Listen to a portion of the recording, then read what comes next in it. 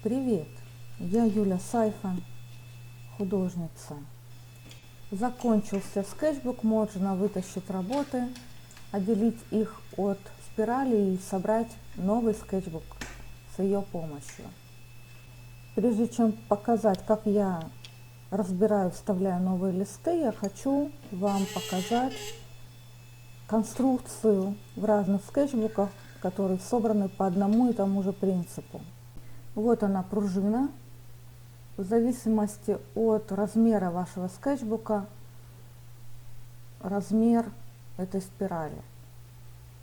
Она сейчас в раскрытом положении, ее легко закрыть руками. По сути, это сложенная проволока, которая не требует каких-то изощренных инструментов, чтобы раскрыть и закрыть. Мне удобна такая конструкция тем, что страницы переворачиваются полностью. Есть две обложки, верхняя и нижняя. Нижняя обычно более плотная. Между этой плотной обложкой, нижней, и предыдущим листом закрывается спираль. Как видите, остальное мало отличается от предыдущего, тот же принцип.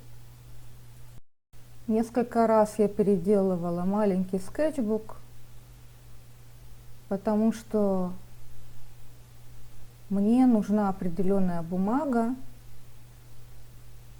а часто скетчбуки новые, которые я покупаю, тут всегда лотерея, подойдет или не подойдет такая бумага, которая внутри.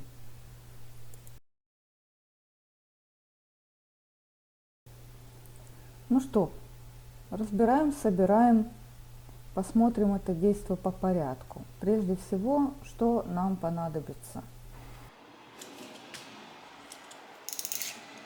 Канцелярский нож непременно должен быть острым. Картон для обложки. У меня это упаковка от масляной пастели. Лист из старого скетчбука, из которого я вытащила эту пружину. Любимая бумага. У меня это формат А3. Бумага Клерфонтейн. На лицевой стороне эта бумага имеет фактуру. На тыльной же стороне она гладкая. Канцелярские скрепки. Или же вместо них можно использовать зажимы. Дырокол. И понадобится железная линейка. Таким вот образом просто можно разжать кольца. Как говорят, ломать не строить. Разбирать всегда проще, чем собирать. Вытащила из пружины верхнюю и нижнюю обложки и вытаскиваю остальные листы.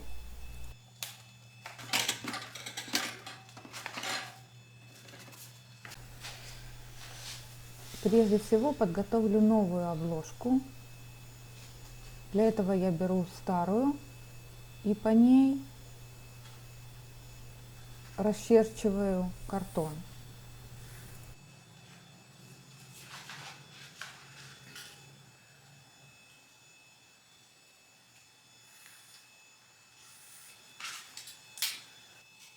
Крепко придерживая линейку по начерченным линиям, прорезаю насквозь картон.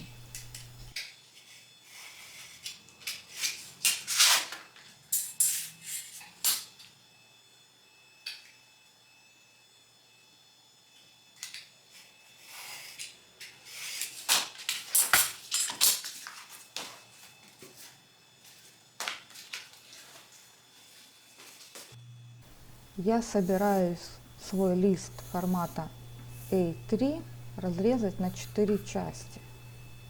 Вот мой лист. Разрезав его посередине, я получаю 2 листа A4. Разрезав A4 пополам, я получаю A5. Помечаю точками там, где будет идти разрез по горизонтали и вертикали. Собираюсь разрезать сразу несколько листов. Для этого скрепляю их канцелярскими скрепками. Для этой цели также подойдут зажимы. Все что угодно, чтобы держать эти листы зафиксированными.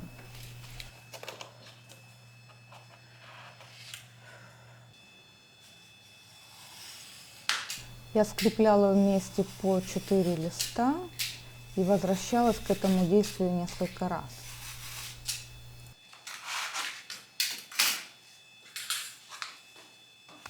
Меряю по ширине листа. Он с этого скетчбука, я уже его переделывала, поэтому точно знаю, что это А5.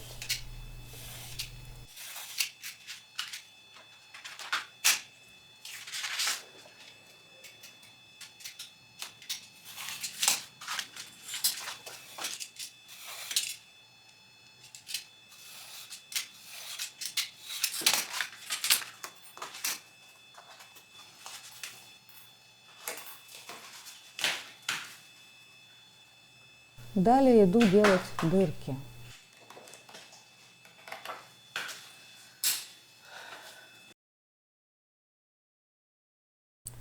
На этом этапе легко решить, где у вас будет лицевая, где будет внутренняя сторона обложки.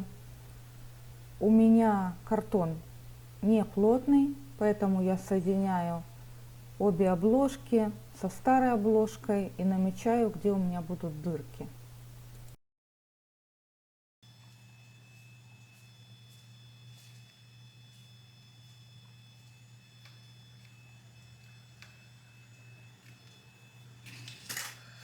Снимаю старую обложку, снова скрепляю листы и на месте, где я отметила точки, делаю дырки драколом. Это обычный канцелярский дырокол, он делает 2 отверстия одновременно, поэтому сам дырокол следует повернуть, чтобы случайно не получилась лишняя дырка там, где не нужно. Когда намеченная точка у меня точно совпадает с отверстием, тогда я нажимаю дырокол.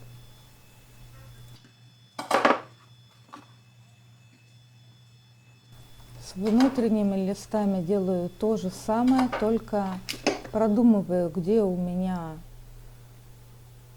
лицевая часть, где тыльная часть листа. Как вы помните, у меня фактура на лицевой части. И еще мои новые листы уже, в отличие от тех, которые были в первозданном виде, когда я покупала этот новый скетчбук. То есть его обложка будет шире, а его внутренняя часть, страницы будут уже.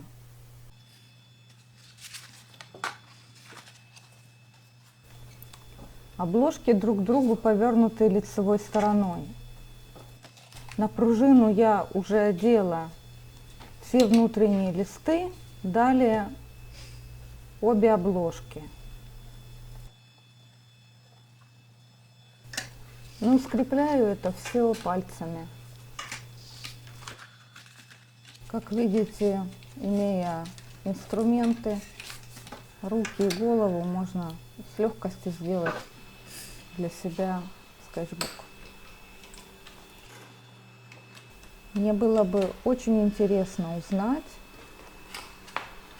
собираетесь ли вы делать такой скетчбук, может быть, вы уже делали такой. Пожалуйста, в качестве благодарности оставьте комментарий под этим видео. До встречи на моем канале.